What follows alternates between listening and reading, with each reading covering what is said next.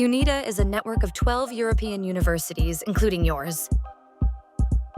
But UNITA isn't just about what happens in classrooms or research labs.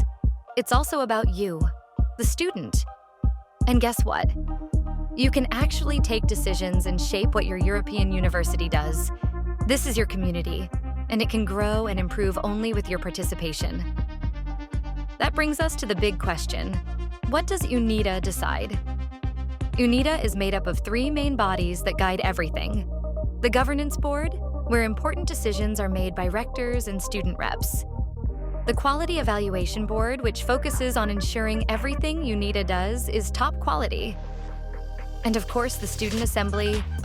This is where you come in. The Student Assembly is made up of student representatives from all 12 universities, and they have a direct role in decision-making. These reps speak up for you. They bring your ideas, concerns, and suggestions straight to the governance. The student representatives have meetings, discuss and take decisions with the rectors, vice rectors, professors, and administrative staff. Every step of the process.